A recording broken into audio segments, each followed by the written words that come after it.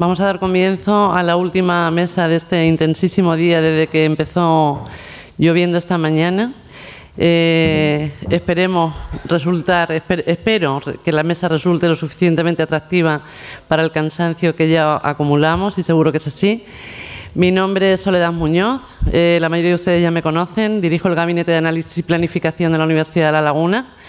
El Gabinete de Análisis y Planificación, si me permiten en 30 segundos, tiene dos áreas funcionales íntimamente relacionadas por lo que hemos ido viendo en el panel de esta tarde. Tiene un área de análisis de datos y tratamiento de datos, obtención de estadísticas, cuadro de mandos y demás. Y luego tiene un área que diseña los procedimientos en sede, mantiene la sede y la sostiene. Mi perfil no es TI, mi perfil es funcional, pero trabajamos en íntima conexión todos los días con el servicio TIC, como no puede ser de otra manera. La sede electrónica de la Universidad de La Laguna se abrió en el año 12 y a día de hoy cuenta con aproximadamente 170 procedimientos totalmente electrónicos y muchos de ellos automatizados. Quería decir esto porque he estado hablando a lo largo de estos días y en jornadas anteriores con compañeros de otras universidades y me han preguntado, aquí realmente tenemos una sede madura en cuanto a trámites ya totalmente electrónicos y se debe a esa conjunción que hemos logrado entre el servicio TIC en el perfil tecnológico, el software que nos facilita una empresa externa y la parte funcional que aporta el Gabinete de Análisis y Planificación, aparte del análisis de datos. Sin más, vamos a dedicar esta última mesa a la normativa. Se ha ido hablando a lo largo del panel de esta tarde de la transformación digital de las universidades y aquellas cuestiones o de las organizaciones públicas y aquellas cuestiones que resultan indispensables en ella.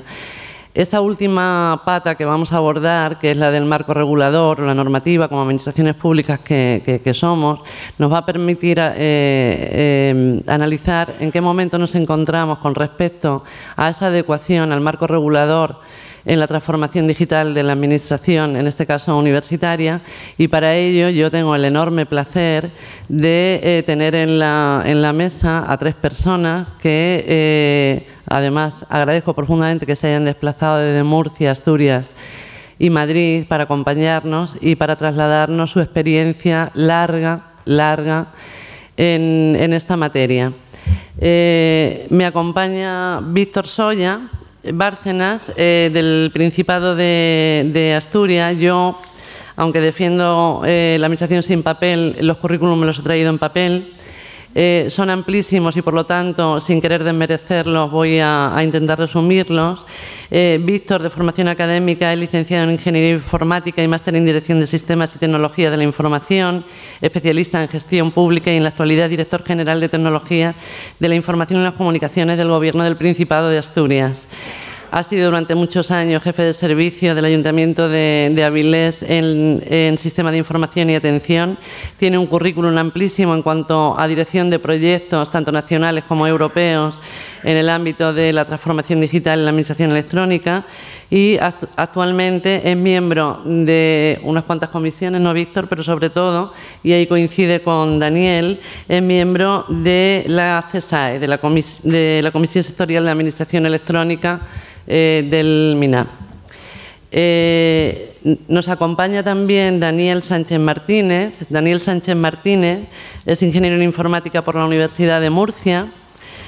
Ha trabajado en numerosísimos proyectos de innovación tecnológica relacionados, y esto nos va a interesar mucho, con la firma electrónica y la tramitación electrónica, tanto en el entorno universitario como en el de la administración regional. En la actualidad él es funcionario interino en la Universidad de Murcia, en el ámbito de las TI. Es responsable del diseño y la implantación de la administración electrónica en su universidad, es profesor asociado, además también en la Universidad de Murcia. Participa en numerosos proyectos también de investigación sobre esta materia y desde octubre de 2014 desempeña tareas de coordinación técnica en el Grupo de Trabajo de Administración Electrónica de CRUE y en coordinación con el MINAP y con CCN-CER, entre otros organismos. Nos acompaña también Manuel Rivera Seguí.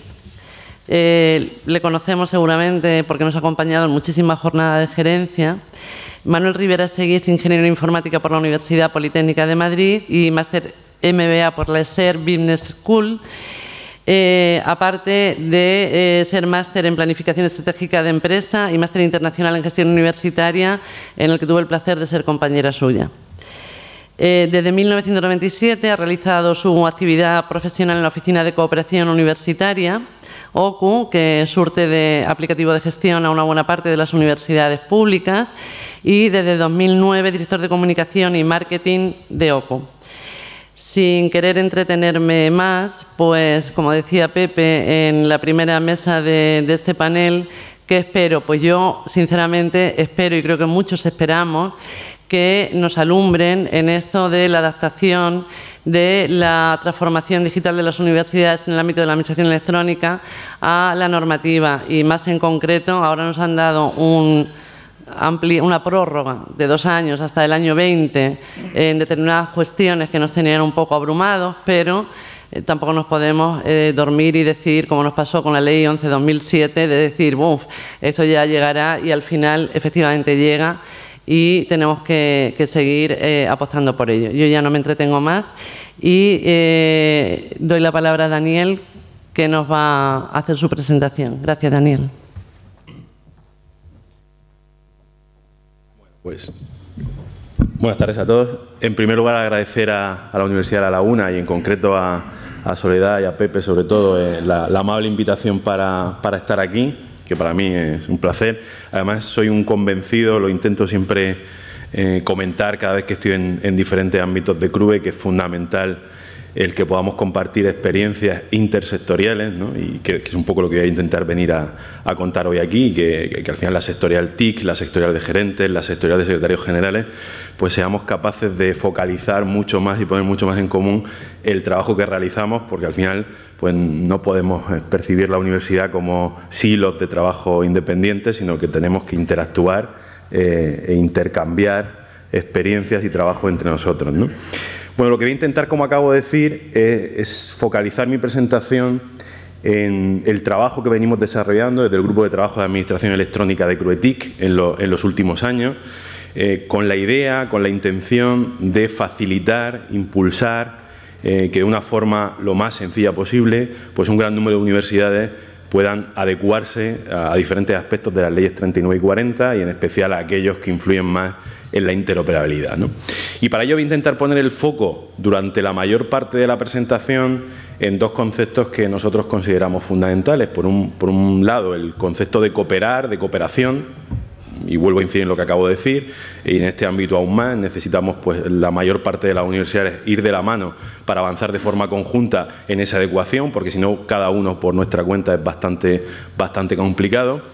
Trasladar esa cooperación también hacia el resto de organismos públicos, de ahí también lo que comentaba Soledad antes, de nuestra participación activa, como después veremos en la Comisión Sectorial de Administración Electrónica, con el resto de comunidades autónomas, como Víctor, que está aquí como representante de la Comunidad de Asturias, también con la Administración General del Estado, también con las entidades locales, etcétera, ¿no? Ese es el primer concepto en el que voy a intentar poner el foco.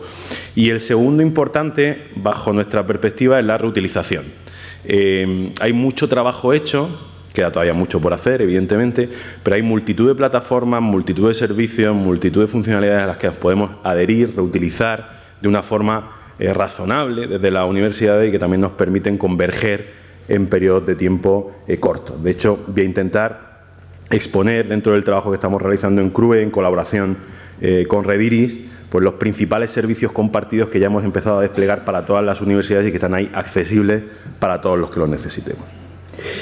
Bien, bueno, esta primera slide, esta primera diapositiva es un poco para focalizar dónde estamos. Yo creo que todos lo tenemos claro, lo ha comentado también Soledad. Nuestro calendario normativo de las leyes 39 y 40 iba entrando en vigor de forma paulatina y se suponía que en octubre de este año iban a entrar en vigor por completo. Sabéis que hace 2 meses pues hubo esa decisión del Consejo de Ministros de diferir la entrada en vigor de una disposición concreta hasta dentro de 2 años más, hasta el 2020. Siempre es importante no caer en los tópicos de que muchas veces estamos oyendo esto en algunas redes sociales o en algún medio, de bueno, la administración electrónica se ha diferido por 2 años más. No, la administración electrónica se empezó a hablar de ella en 2007 y había obligatoriedad de hacer muchas cosas, igual que la había años después, igual que la había en el 2016. Lo único que se ha diferido es la entrada en vigor de la disposición que hablaba del registro electrónico de apoderamientos, del registro electrónico, del registro de empleados públicos habilitados, del punto de acceso general y del archivo único electrónico. Aspectos, muchos de ellos, que afectaban de forma muy decidida a la interoperabilidad, y que de alguna forma son los que ponen la guinda al pastel. Es decir, hay muchas administraciones que sí que han hecho un trabajo muy fuerte en administración electrónica durante los últimos años, no todas, pero muchas que sí que lo han hecho. Pero sí que es cierto que todavía observamos un escenario muy de silos, ¿no? O de espacios muy separados, de islas que yo llamo de administración electrónica, en los cuales la interconexión entre los distintos organismos para compartir datos, para compartir expedientes, para compartir herramientas, para utilizar sistemas comunes, pues no siempre está claramente definida y eso a veces pues perjudica claramente a los usuarios, ¿no? Por tanto, bueno, hay que verlo, al menos desde mi perspectiva, como una oportunidad para seguir avanzando, para tener un poco más de margen, pero para no dormirnos, porque si no hemos hecho mucho, pues tampoco lo vamos a hacer probablemente en los 2 años que quedan, ¿no? Hay que recordar también, en línea de lo que acabo de comentar, la disposición adicional segunda, en la que se indica un poco, se intenta fomentar la idea de que, pues efectivamente, hay que intentar reutilizar las plataformas que ya existen, tanto por parte de las comunidades autónomas como por las entidades locales, las plataformas que cede la Administración General del Estado, y aunque ahí no se nos nombre implícitamente a las universidades, pues siempre nosotros intentamos pensar que estamos ahí, ¿no? Que nuestro ámbito de trabajo también debe fomentar ese mismo principio, esa misma idea, ¿no? de intentar en la medida de lo posible adherirnos a aquellas herramientas que ya existen y que podemos reutilizar. De hecho, probablemente muchos de los que estáis aquí pues también sabréis que hay una declaración de servicios compartidos de hasta hace unos meses Ministerio de Hacienda y Función Pública, ahora Ministerio de Política Territorial y Función Pública, que define una serie de servicios que se comprometen a mantener y que por tanto puedan ser utilizados por el resto de organismos del sector público al amparo de la disposición que acabamos de comentar de la Ley 39. Por tanto, están ahí, ya no es un brindis al sol, existen una serie de servicios que desde la Administración General del Estado se va a hacer un esfuerzo muy grande por mantener, por dar soporte a ellos para que todos los podamos utilizar. Quizá además ese ha sido uno de los motivos por los que se haya diferido 2 años más la entrada en vigor de esa disposición adicional, ¿no? por fortalecer todos estos servicios y que de verdad se puedan prestar de una forma eficiente y efectiva. Bueno, y pasando ya a hablar un poco de nuestro libro, de lo que estamos haciendo en el Grupo de Trabajo de Administración Electrónica de Cruetic, pues estamos intentando ayudar, impulsar, coordinar de una forma centralizada la adecuación de las universidades a lo que sería el marco de interoperabilidad desde 3 ejes, desde 3 perspectivas, ¿no? Por un lado, desde lo que sería el eje organizativo, intentando fomentar pues todos los acuerdos de cooperación y colaboración que podamos con el mayor número de entidades para trabajar con ellas, después comentaremos esto. Intentamos también prestar mucha atención a nuestra representación en la Comisión Sectorial de Administración Electrónica. Hasta hace 1 año y medio aproximadamente no participábamos en ellas, nos había invitado en algún momento a estar en algún grupo de trabajo, pero no participábamos de forma efectiva, pero hace ya 1 año y medio que sí, y eso para nosotros tiene un gran valor, porque no solo nos permite estar muy al tanto de todas las decisiones que se van tomando a nivel nacional para avanzar de forma común en el ámbito de la administración electrónica, sino que ya empezamos a tener voz, ¿no? Nuestra opinión se considera, podemos participar de forma activa en multitud de grupos de trabajo y al final, bueno, pues podemos tomar la iniciativa y plasmar de una forma efectiva pues nuestra visión y nuestras opiniones sobre diferentes proyectos. Por lo tanto, a eso le damos mucha importancia, como la veréis, y nos parece fundamental. En cuanto al eje tecnológico, otro trabajo que consideramos muy importante es que por primera vez estamos empezando a impulsar el despliegue de servicios e infraestructuras comunes de administración electrónica para el conjunto de las universidades. Veréis que esto lo estamos pudiendo realizar a través del brazo tecnológico que es Rediris. Rediris para nosotros es la entidad que nos permite pues, hacer realidad esos servicios comunes para las universidades.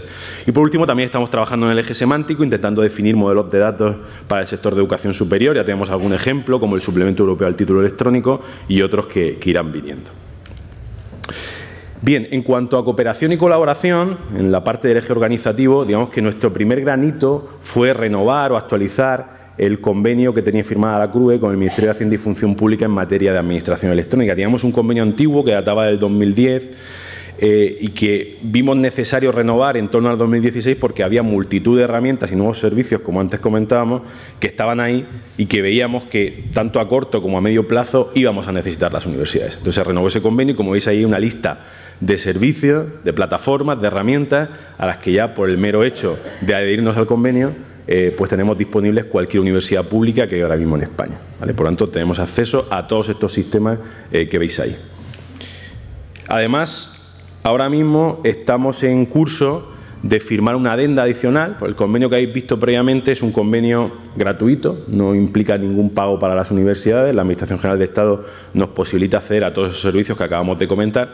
Sin embargo, había otros servicios que estaban surgiendo y que a día de hoy existen, en los cuales pues a la propia AGE les supone un gasto, porque normalmente hay unos gastos derivados del almacenamiento que son fuertes y que ellos mismos no pueden asumir por sí solos en el caso de que no den acceso a otros organismos, ¿no? Entonces estamos intentando cerrar una adenda que ya está prácticamente culminada cuando se produjo el cambio de gobierno, entonces ha sufrido cierto parón ahora mismo, que nos va a dar acceso a otros servicios adicionales con cierta contraprestación económica por parte de CRUE. Digamos que vamos a hacer un copago de almacenamiento, vamos a colaborar en el pago del almacenamiento electrónico de la información que subyace a todos esos servicios para que así el MINAP nos pueda dar acceso a los mismos.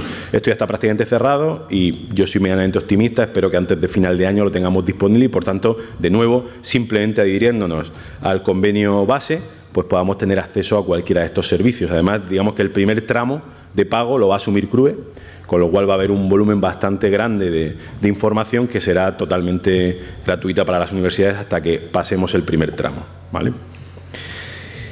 En cuanto a representación en la Comisión Sectorial de Administración Electrónica, de la que Víctor también forma parte con Asturias, pues bueno, esto es algo que nos lo estamos intentando tomar muy en serio y en poco tiempo pues rápidamente hemos intentado colocar representantes en los distintos grupos de trabajo. Como imagino que luego tendréis acceso a esta presentación, pues para los que no lo sepáis, os lo he puesto ahí para que tengáis claramente identificadas a las personas de las distintas universidades que están participando en esos distintos grupos de trabajo, por si en algún momento necesitáis consultar alguna información, resolver alguna duda. Siempre intentamos, a través de las listas, ya lo sabéis, hacer esfuerzos de difusión de toda la actividad que se va generando en esos grupos para que todas las universidades seáis conscientes. De hecho, tenemos en CRUE una lista de interlocutores de administración electrónica a la que estáis suscritos una o varias personas de cada universidad, donde se va enviando toda la información que se genera tanto en el CESAE como en los distintos grupos de trabajo una vez que la tengamos madurada y entendemos que hay información que debéis de tener acceso para que esté en conocimiento de todos. Aún así, ahí tenéis la lista completa de los grupos sobre las distintas herramientas sobre las que se trabaja y los responsables por si necesitáis tener más información al respecto.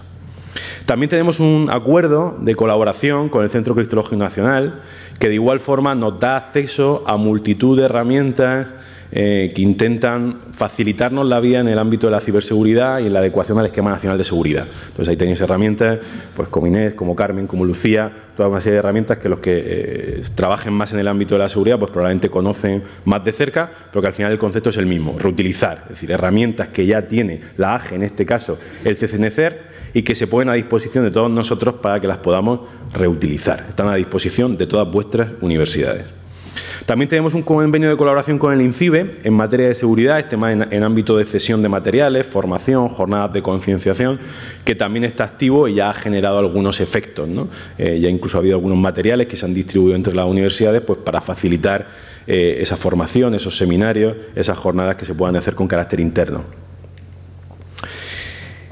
Y aquí sí quiero hacer una pausa, no es que no esté parando el resto, pero sí que quiero poner el foco en esta diapositiva de aquí para resaltar el que para nosotros es un gran acuerdo de cooperación y colaboración el que tenemos con Rediris.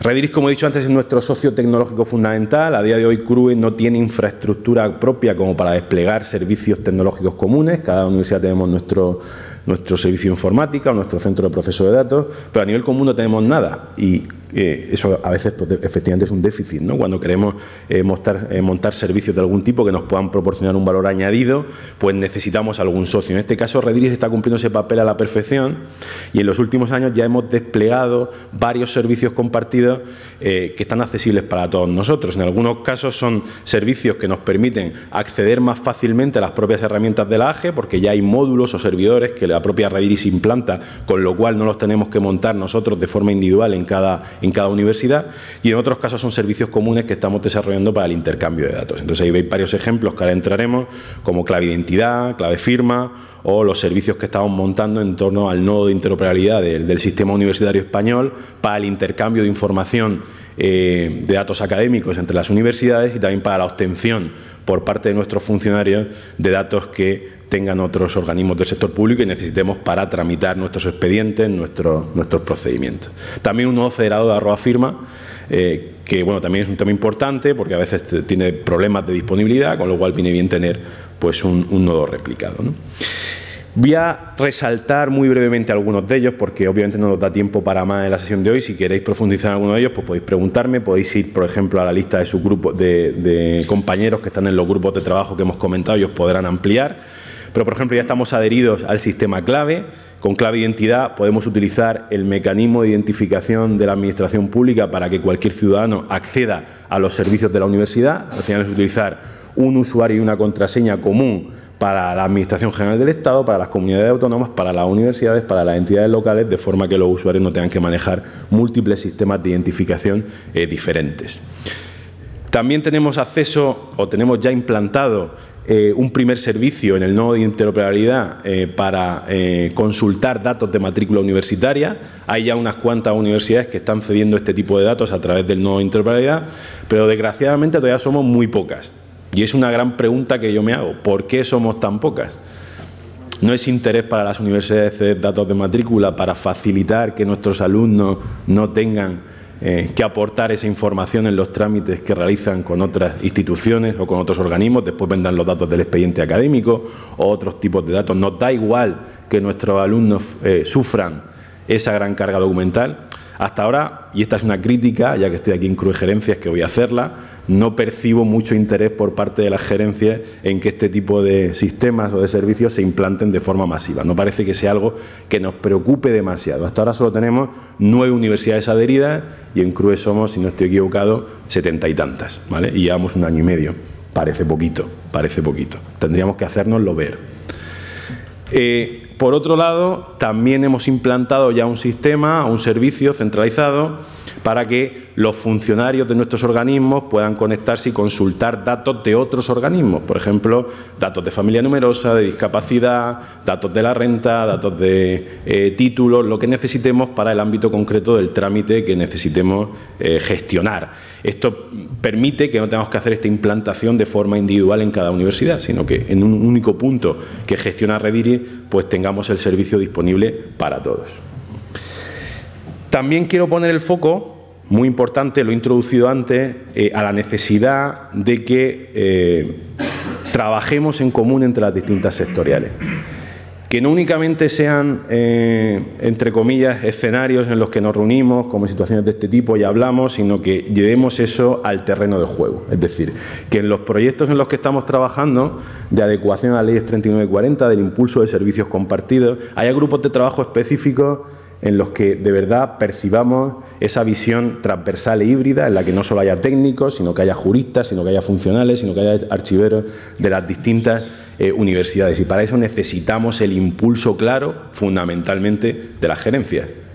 Tiene que verse como algo importante a fomentar, ¿no? Bajar más al nivel del terreno de juego, como yo digo siempre. En cualquier caso, ya está habiendo experiencias muy positivas en este ámbito. El Comité de Gobernanza del NISUE, por ejemplo, en el que forman parte miembros de las distintas sectoriales.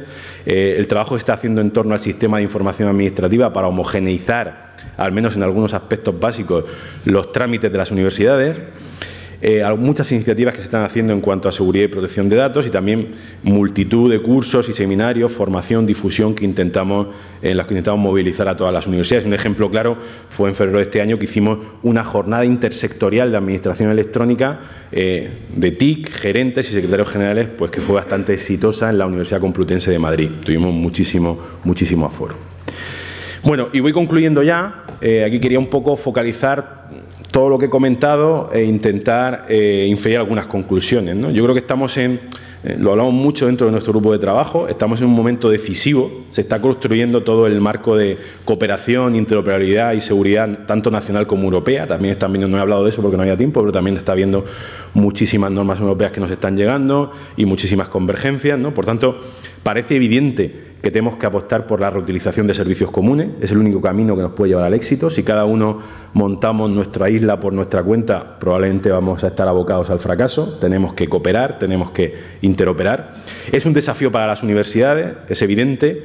Esos escenarios de colaboración y esa creación de estrategias comunes requieren trabajo, requieren liderazgo, requieren decisión y, sobre todo, muy importante, requieren planificación, cosa que en muchos casos también nos cuesta. No podemos ir a saltos ni a ocurrencias particulares en un momento determinado.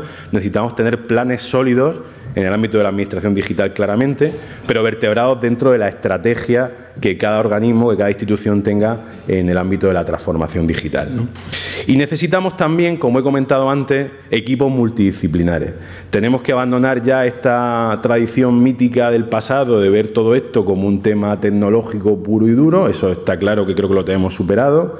Esto es un tema organizacional, es un tema de planificación, es un tema de gestión del cambio, es un tema de formación. Por tanto, aplica a todos, aplica a la organización en su conjunto y necesitamos contar, por supuesto, con las secretarías generales, con las gerencias, con el personal TIC, con los archiveros, con los funcionales. Todos tienen que trabajar en grupos de trabajo lo más transversales posibles para hacer realidad que todo esto pueda funcionar. Y eso es todo. Agradeceros la atención. Muchas gracias.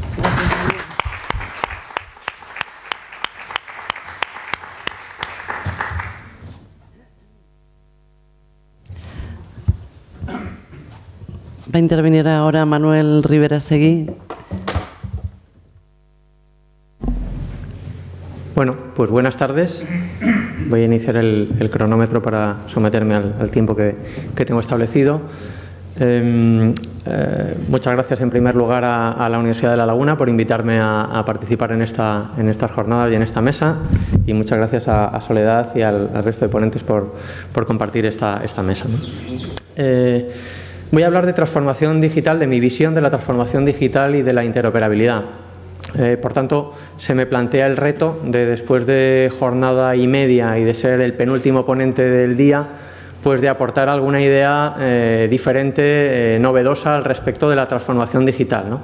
Voy a intentarlo, voy a ver si dentro de mi exposición encontráis alguna idea diferencial y que aporte algo adicional a lo que ya hemos venido comentando en estas interesantes jornadas. Y en todo caso, si no lo encontráis, pues que sirva de resumen, ¿no? Prácticamente de resumen. Vamos allá. Bueno, transformación digital. El término transformación digital pues maneja evidentemente dos conceptos, transformación y digital. Y tendemos a poner el acento en lo segundo, en lo digital. Pensamos que es una cuestión de aportar mucha tecnología, de que esto nos va a traer a la organización pues una cuestión de muchísima tecnología. Y bueno, pues evidentemente la tecnología es muy importante, tiene en este proceso de que es la transformación digital, pues es la palanca que nos va a permitir que transformar la organización, ¿no?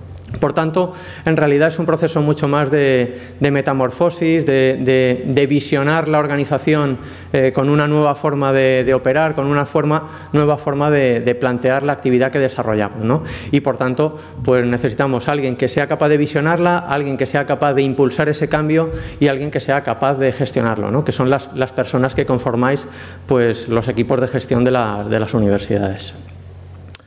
¿Cómo visiono yo y cómo resumo este proceso de transformación digital? Bueno, pues de la siguiente manera, con este esquema, ¿no? Para mí, la transformación digital es un proceso por el cual una organización analiza las tecnologías que existen en el mercado, se dispone a entender bien cuáles son las ventajas que aportan, sus valores, lo fácil que son adaptarlas o no, los costes que puedan tener, conocer muy bien lo que pueden aportar las tecnologías, conocer muy bien lo que puede aportar el entorno, conocer a la posible competencia, conocer a nuestros clientes, conocer la legislación aplicable, en definitiva, conocer el entorno muy bien y conocerse a sí mismo.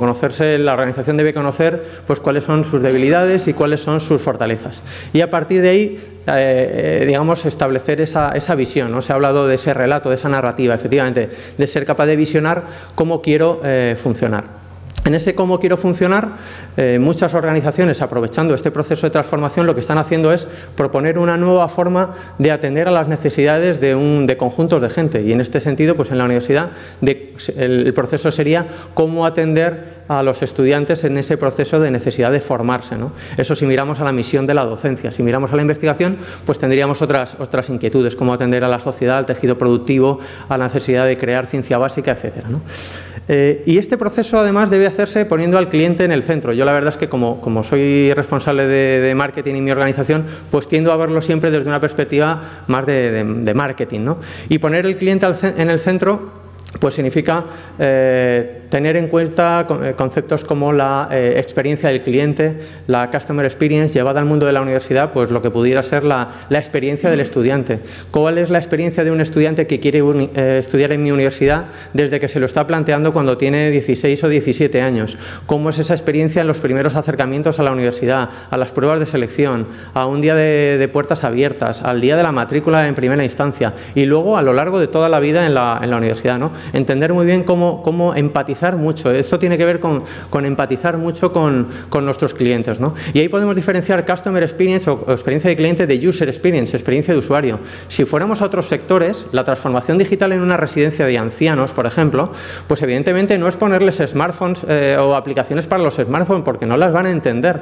En la transformación digital en una residencia de ancianos será poner unos artefactos geriátricos magníficos y estaremos aprovechando la tecnología, transformando el servicio que prestamos a nuestro... En ese caso serían seguramente a nuestros usuarios, porque el cliente a lo mejor son las familias que tienen a sus mayores en esas residencias. Por tanto, diferenciar entre usuario, diferenciar entre cliente y sobre todo mucha empatía, ¿no? Y todo esto, como digo, apoyado en la tecnología y en ese proceso de transformación, como vemos ahí en esa icono de un play que me lleva de lo que yo he visionado a una realidad, a un resultado, apoyándome mucho en las personas.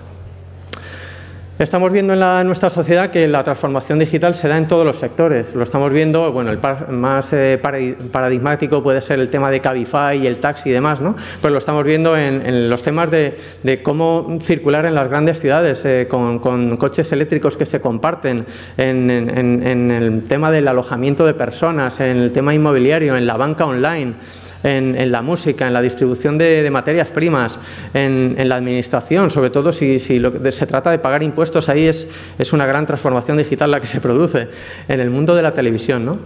Y por tanto, pues está llegando a todos los sectores. ¿Y tiene que llegar a la universidad y a la educación superior? Pues seguramente que sí, ¿no?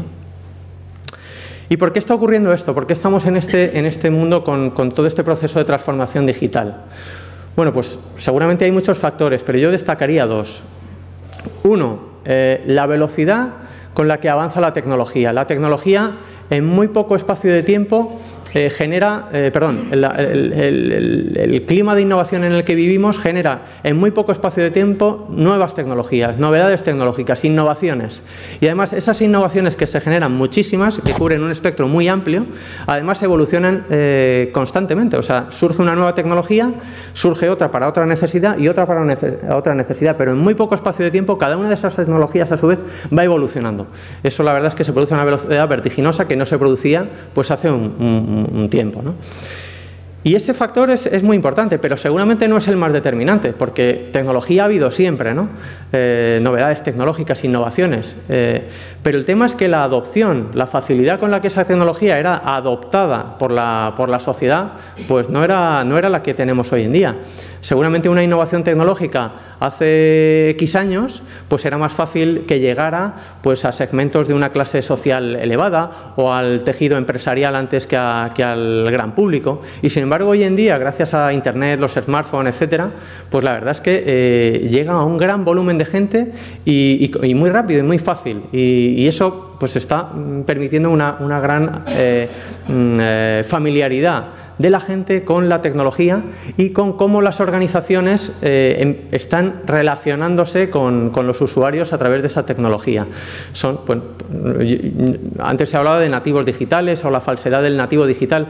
En definitiva, puede ser que los nativos digitales a lo mejor no son grandes expertos en manejar un documento Word o en saber cómo redactarlo y cómo enfocarlo, pero os aseguro que en manejar Instagram, en manejar el Google Play para descargarse aplicaciones, instalárselas, o cómo reservar un patinete eléctrico en una gran ciudad para moverse y tal, eso tienen una gran agilidad y empiezan a desarrollar con 16, 17 años una gran capacidad de relación con las organizaciones con las que ellos trabajan a través de estos mecanismos. Y entonces, cuando llegan a la universidad, esperan que el proceso sea algo similar, o sea, no esperan otra cosa. Y cuando vayan a su primer banco, porque tengan ya unos ahorros o algo que gestionar, van a esperar que la forma de relacionarse sea en ese sentido. Por tanto, eso lo tenemos que tener en cuenta. Bueno, pues en este contexto de transformación digital, ¿qué podemos hacer como organizaciones? Cada una de nuestras organizaciones, ¿qué puede hacer? La verdad es que yo diferencio en función del entorno. En un entorno competitivo, y aquí, pues, como veis, estoy poniendo ejemplos que no son únicamente aplicables a la universidad, sino todo lo contrario. Trato de abarcar la cuestión desde una perspectiva bastante generalista, ¿no? En un entorno competitivo, la verdad es que están surgiendo como dos tipos de estrategias.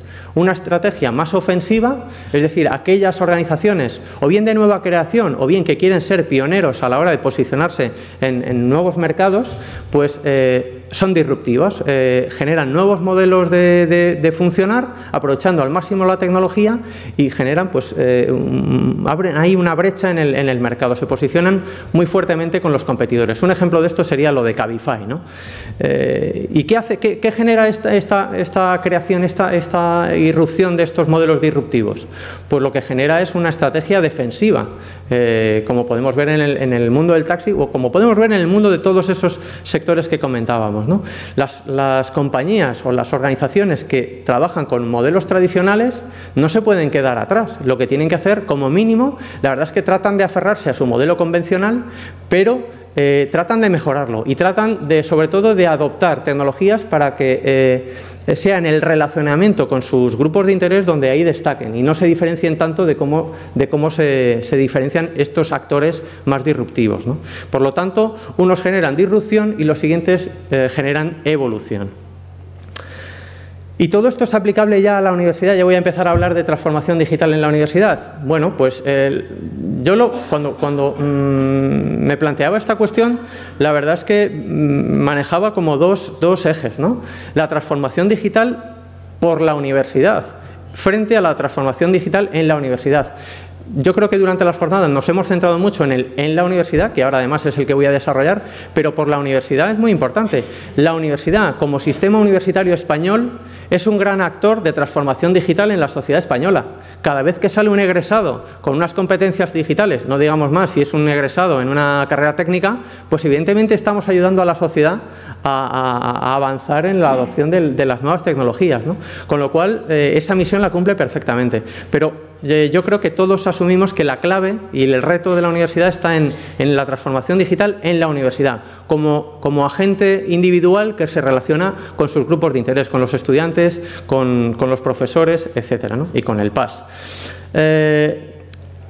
Por tanto, ¿es aplicable? Por supuesto que es aplicable. Lo que sucede es que, a diferencia de ese entorno competitivo, es un sector muy regulado y, por tanto, una barrera, la regulación, la normativa, significa una barrera de entrada para esas estrategias disruptoras, ¿no? Disruptivas, esas estrategias tan ofensivas.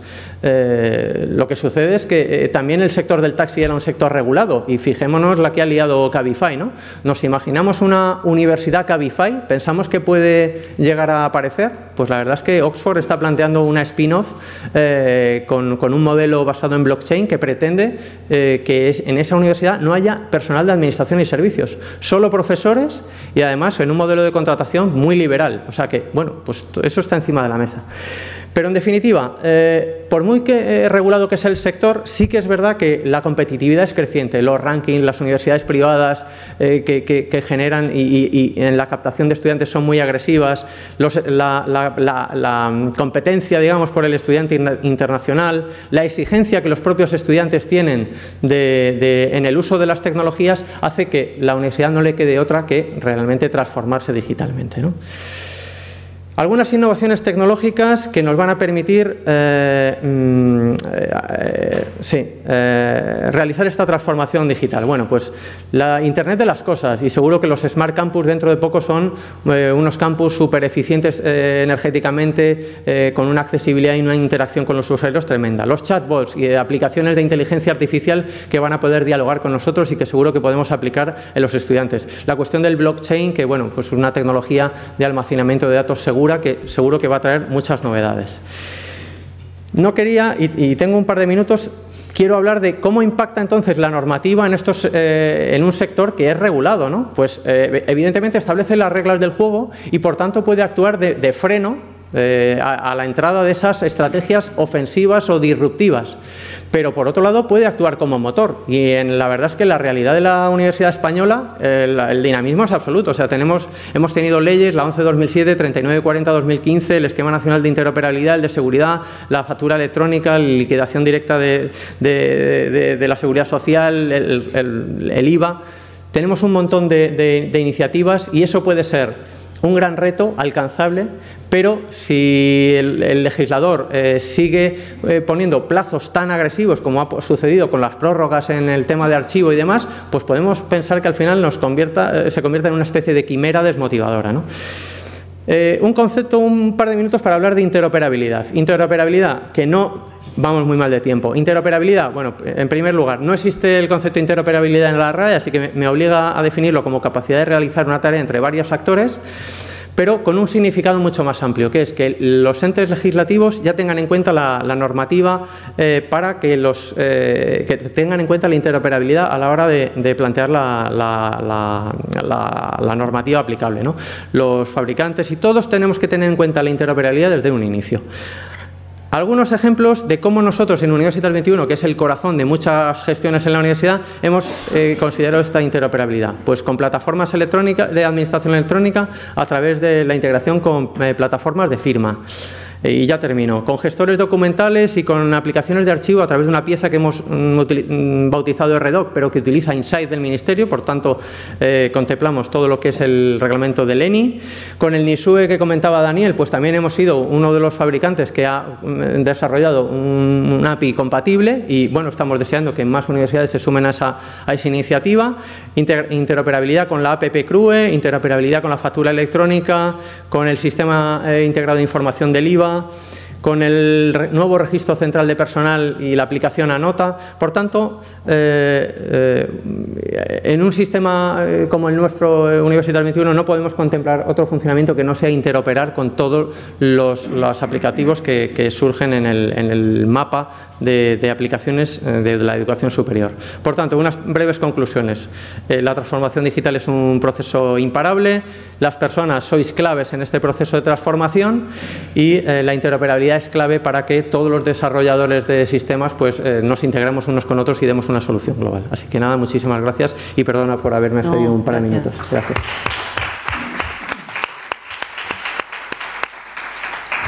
Bien, pues para finalizar nos va a hacer su presentación Víctor Soya del Gobierno del Principado de Asturias. Bueno, buenas tardes o noches ya.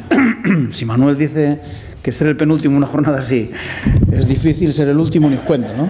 A ver, así que voy a intentar ser lo más breve posible, ¿vale? Las transparencias están aquí para que las consultéis, creo que están lo suficientemente claras. Me alegra mucho venir a La Laguna, invitado por la universidad, muchas gracias, porque es que cuando llegué me encontraba como en casa, porque allí está haciendo sol y aquí está lloviendo.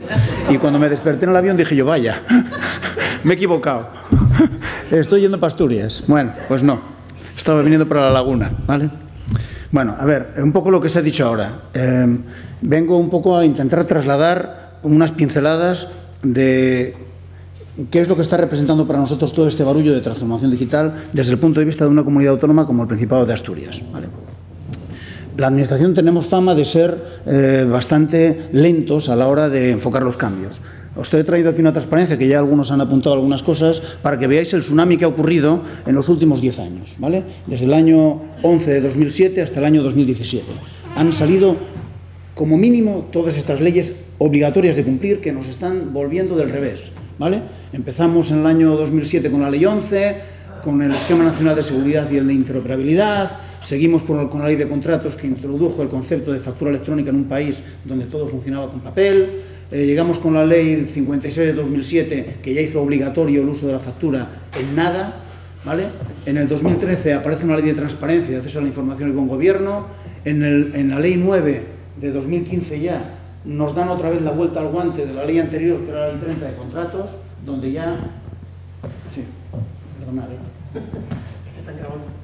Donde, no, me pongo con donde cogieron la Ley 30 del año 2007 y la adaptaron a toda la normativa de administración electrónica que estaba saliendo, y ya el último aldabonazo fueron las leyes que salieron en el 2015, que es la Ley 39 y la Ley 40, que para que os deis una idea son de régimen jurídico y de procedimiento administrativo, con lo cual la Administración española estaba funcionando con una del año 92. Es decir, desde el año 92 hasta ahora no ha habido ningún cambio y en 10 años se produjeron todos estos cambios. La presentación se titula Transparencia sí o sí, porque con todo este cambio, transformación sí o sí, porque con todo este cambio, si no te transformas, es que dejamos de existir. Y encima llega Europa y se ponen todos los países europeos a decir que están de acuerdo todos, ¿vale? Y ahora llega la declaración de Tallinn el año pasado y todos los países miembros van y la firman. Y entonces, como muchas veces pasa, el legislador se pone a firmar como un loco y no sabe si lo que está firmando es cumplible o no. Pero ¿qué nos indica a las administraciones? De que hay un objetivo mega claro en Europa, mega claro, y lo dicen los anexos de esta declaración de Tallinn, y es que el ciudadano es el centro de toda la administración, sea universidad, sea comunidad autónoma, sean administraciones locales, sean otros organismos. La administración es para el ciudadano, no para la administración. Eso es un cambio de paradigma tremendo. Y empiezan a aparecer unos principios como el principio de digital por defecto, ¿vale? Que son 4 palabras, pero que implican un cambio absoluto en la forma de trabajar. Es decir, transformarse o morir. Principio de una sola vez. Es decir, el legislador dice que el ciudadano, con toda la razón del mundo, no tiene por qué hacer dos veces la misma cosa, que estamos obligadas, todas las administraciones, en que si alguien hace una cosa en una, el resto las compartan. Así de chulo se quedó el legislador. Luego hay un apartado importantísimo, que es la confianza y la seguridad, que también es un principio importantísimo, porque si todo lo basamos en los medios electrónicos, venimos de una administración del sello de tinta, y de buenas a primeras alguien dice que todo digital, ¿vale? Y que encima todo compartible. Necesitamos tener al ciudadano confiado, porque confía en una compañía aérea para sacar un billete, pero no confía en presentar una solicitud en una administración. Algo no estamos haciendo bien, hay que transformar. La parte de interoperabilidad por defecto, esto es una base de economía sostenible. Si todo esto que hemos dicho está ahí, no hay alguien que nos lo ofrece, esto es la ruina, porque es la ruina para el Principado de Asturias, pero para el Ayuntamiento de Castrillón ya es cerrar el negocio y vender el ayuntamiento a quien sea, a quien lo quiera comprar, la ruina. Si no hay interoperabilidad, no hay nada de esto. Y luego hay una parte de reutilización, es decir, dejemos de inventar cosas, que hay alguien que las inventa por nosotros, dejemos de poner problemas y vayamos todos hacia adelante. Y ahora yo lo que quería trasladar es un poco lo que ha supuesto para nosotros. Me alegra mucho haber llegado el último a hablar, porque hablaron representantes de universidades, de gerencias, y todos hemos manejado más o menos los mismos conceptos que os voy a trasladar. Y como ya llevamos un poco andando en transformación, veréis que son bastante útiles, ¿vale? En primer lugar, hay que perder un poco del miedo de la transformación, ¿vale? Porque la gente se piensa que te transforma porque lo estás haciendo mal. No, no. Te transforma porque hace falta transformarse. Por lo tanto, nos transformamos por necesidad, no porque lo estuviéramos haciendo nada mal. Hay que aprovechar las transformaciones porque las administraciones, universidades incluidas, pasamos por las tecnológicas y como no subamos a la ola, pues tenemos un problema. Y en España hemos pasado una crisis y, como mínimo, en algunas administraciones nos hemos saltado 2 olas. Bueno, pues ahora vamos a aprovechar todo lo que está ocurriendo en el entorno normativo para coger otra ola que nos ayude a ir 5 años un poco al frente, liderando todo este proceso. Entonces, ¿qué hemos hecho? Pues hacer un relato. Nosotros hemos hecho un relato. No es realmente un relato. Hemos hecho un plan. Es decir, nosotros nos queríamos transformar, pero antes de ponernos a trabajar nos hemos sentado en una mesa, ¿vale? Y hemos sentado en una mesa a gente multidisciplinar y hemos escrito un documento. Hemos escrito un documento que se denomina Plan de Transformación Digital del Principado de Asturias. Un documento donde a los órganos de gobierno del Principado le hemos trasladado las líneas estratégicas que debemos de seguir, entendemos nosotros desde la Dirección General, que debemos de seguir para que en 5 años todo esto que la normativa nos exige podamos cumplirlo de forma satisfactoria, teniendo al ciudadano como foco. Voy a resumirlo muy fácil. Un eje de racionalización de la parte tecnológica para saltarnos estas 2 olas que hemos perdido y coger una ola buena, pensar hacia dónde tenemos que ir. Un segundo eje de buscar la forma en todo nuestro conjunto de back office de generar la confianza necesaria en el ciudadano. Son ejes muy grandes, no quiero entrar en mucho detalle. Un tercer eje de transformación digital de la gestión, que lo incluye todo, porque como nos sentamos a pensar, la transformación digital no solamente es administración electrónica. La transformación digital sirve para educación, sirve para justicia, son competencias que nosotros llevamos, sirve para bienestar social y también para administración electrónica. Entonces, tenemos que identificar qué es lo que estábamos haciendo casi bien, deshacerlo y hacerlo de otra manera, en cualquier ámbito, incluida la administración electrónica. Y por última parte, la alineación con el gobierno abierto para cumplir las leyes de transparencia, buen gobierno, etcétera, etcétera, etcétera, ¿vale? Todo esto está valorado. En un papel hemos escrito que debe de rondar los 32 millones de euros en 5 años. Debe de rondar, ¿vale? Porque no hay ninguno que pueda poner la mano en el fuego. Debe de rondar. Por lo tanto, ya tenemos un plan, tenemos una estrategia. ¿Y qué nos hemos encontrado cuando hemos empezado a andar? Pues que transformación digital tiene muchos perfiles, ¿vale? Y aquí quiero trasladar un poco una pincelada de cada uno de los perfiles que nos hemos ido encontrando. Hay 4 ejes en este plan, cada uno de los ejes tiene líneas y actuaciones, pero las podemos empaquetar. Y nos hemos dado cuenta de que transformarse digitalmente es, dependiendo de la organización, abordar estos 4 aspectos como mínimo.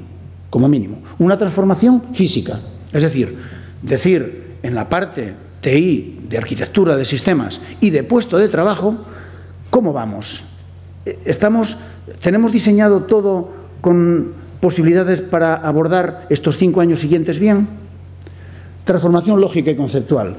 Sentarnos y decir, ¿cómo estamos desarrollando nuestro back office? ¿Cómo no estamos haciendo nuestro front office?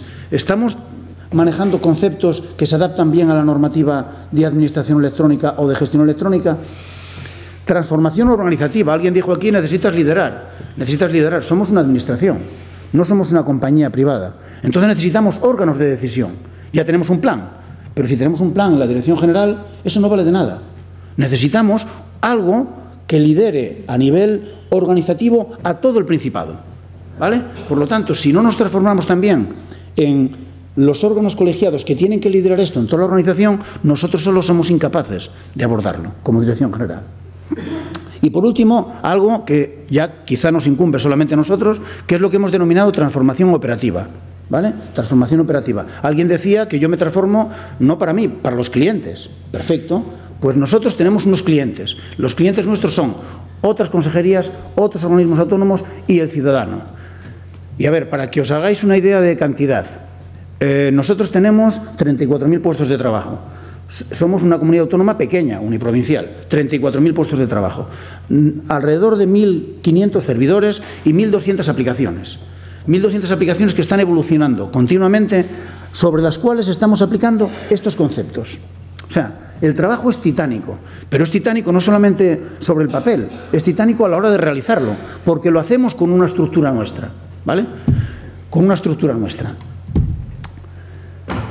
Para que os deis cuenta, os intento dibujar un poco la estructura. De la Dirección General dependen unos 400 recursos de tecnología de información, ¿vale? Recursos humanos, técnicos. Esos 400 recursos se dividen como en 3 bloques, un bloque nuestro, propio, de funcionarios y laborales, y 2 grandes contratos que nos mantienen la parte de sistemas y la parte de desarrollo. Entonces, nosotros necesitamos que esta maquinaria sea capaz de digerir todo esto que estamos escribiendo en el plan, ¿de acuerdo? Entonces, nos ha obligado a centrarnos más en la transformación operativa que en el resto de las transformaciones. El resto de las transformaciones son relativamente más sencillas. En la parte de transformación de TI, bueno, por decir una pincelada, nos hemos centrado en el puesto de trabajo y lo hemos denominado puesto de trabajo low cost, ¿vale? Estamos intentando desplegar un puesto de trabajo porque por 34.000, ¿vale? Cuando hablas de esos volúmenes, cambiar toda la estructura del puesto de trabajo para adaptarlo a esta transformación cuesta un dineral. Entonces estamos diseñando un puesto de trabajo low cost que lleva aparejado otra arquitectura de TI a nivel de proceso, ¿vale? Todo esto va dentro del eje de racionalización de la parte de hardware. En la parte de estructura lógica nos hemos centrado en lo que llamamos las 3 Is, ¿vale? Que aquí se han citado, que es integración de productos entre sí. A ver, cuando yo quiero ser transparente y cuando yo quiero ser interoperable, tengo que ser primero intraoperable. Entonces, para ser intraoperable, perdonad que os diga cosas muy sencillas, pero es así. Yo tengo que integrar todas mis aplicaciones entre sí. Hasta ahora no había ese criterio.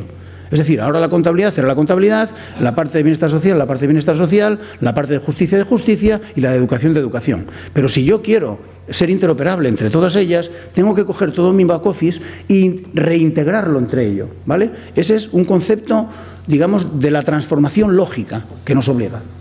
Otra, la interoperabilidad, que aquí ya han hablado hasta la saciedad.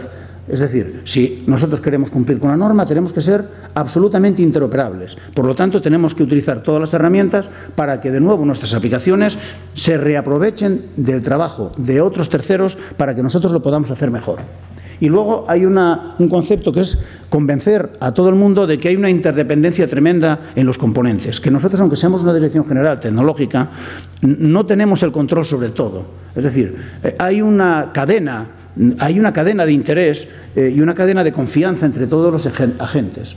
Y si algo falla, no pasa nada y no hay que buscar ningún culpable, porque es posible que haya un momento en el que la calidad de servicio de @firma no vaya bien o que el servicio interoperable de un ministerio tampoco vaya bien. No ocurre nada. Y no ocurre nada en nuestra dirección general. Todo esto es una transformación que hay que ir llevando al gestor para ir diciéndole de qué estamos hablando.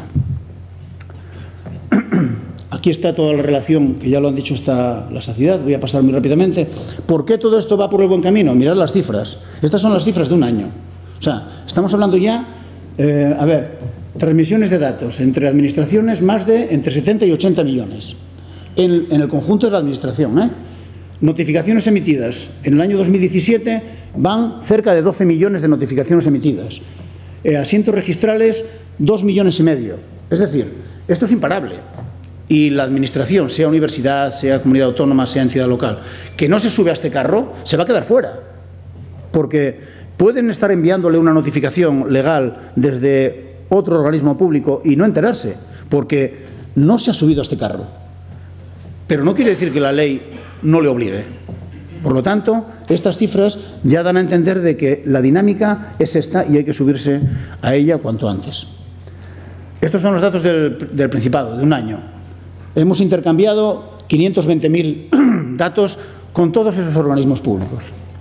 Todo eso ha ido a nuestros servicios electrónicos y nos ha permitido cambiar los procedimientos, simplificar administrativamente todas las cosas, pero si no tenemos estas plataformas empotradas en nuestro back office, no podríamos hacerlo. Más herramientas. Voy un poco rápido, ¿vale? Órganos de decisión. Hemos tenido que inventar un órgano colegiado. Inventar no. construir un órgano colegiado.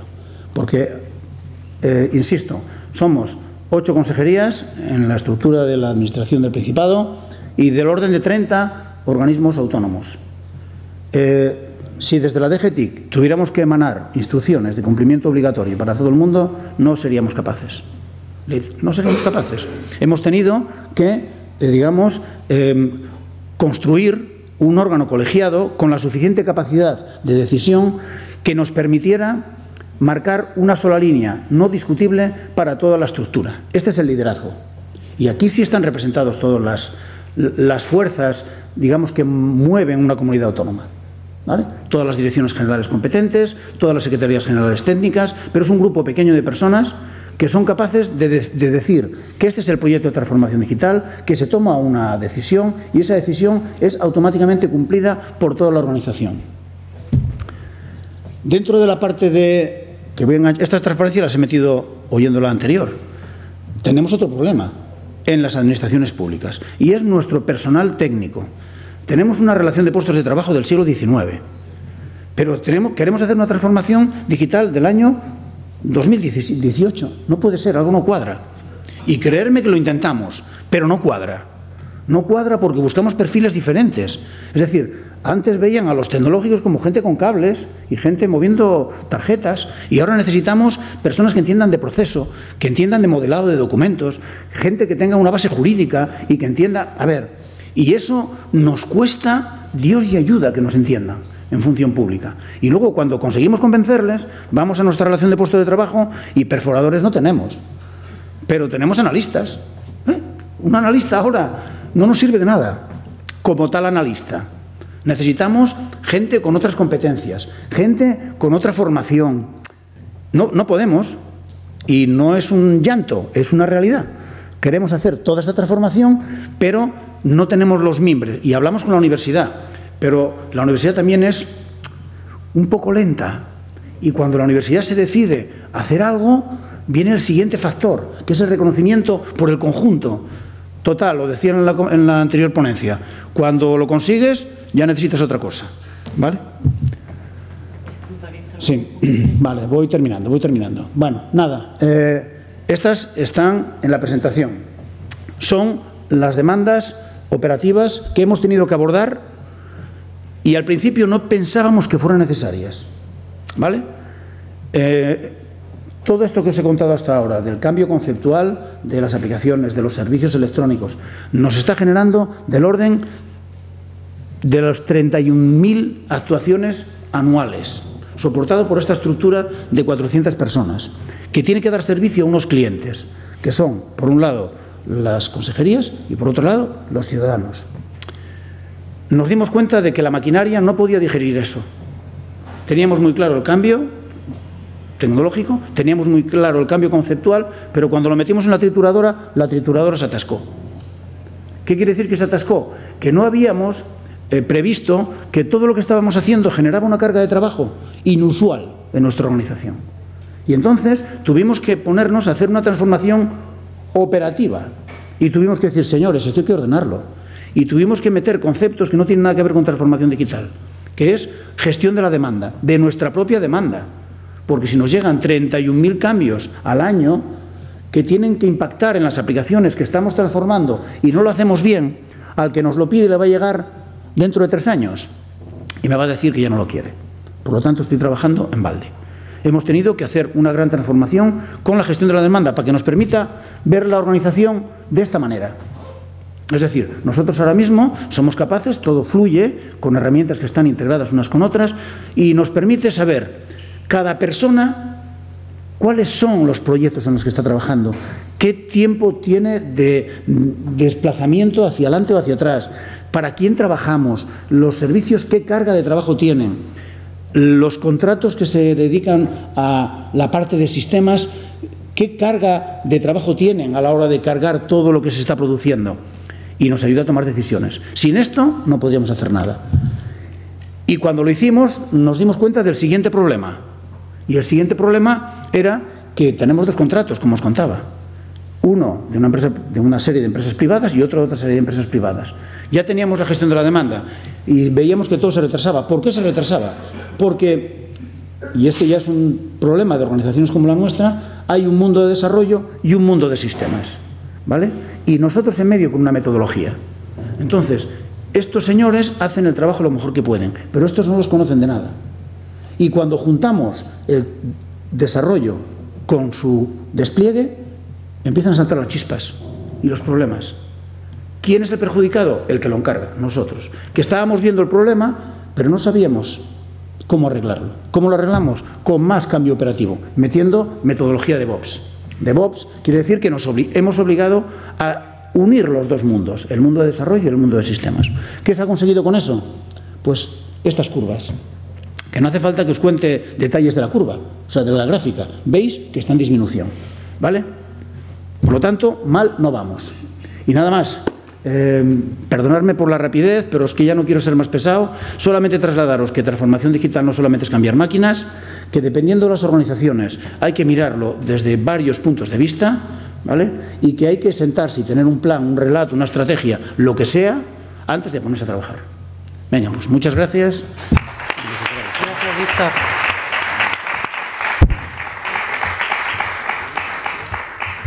Bien, tenemos que concluir esta mesa porque vamos muy retrasados de tiempo. Les pido disculpas enormes en primer lugar a los ponentes porque no hay margen. Empezamos tarde esta mañana por el tiempo y no hay margen para más. Y en segundo lugar a ustedes que han venido y no van a tener la oportunidad de formular preguntas ni reflexiones ante unas exposiciones que me han parecido del máximo interés y de hecho aquí estamos y no nos habríamos ido si no fuera porque la organización nos presiona para ello. Así es que, perdón, muchísimas gracias, les volveremos a traer otra vez con mayor tranquilidad. Gracias.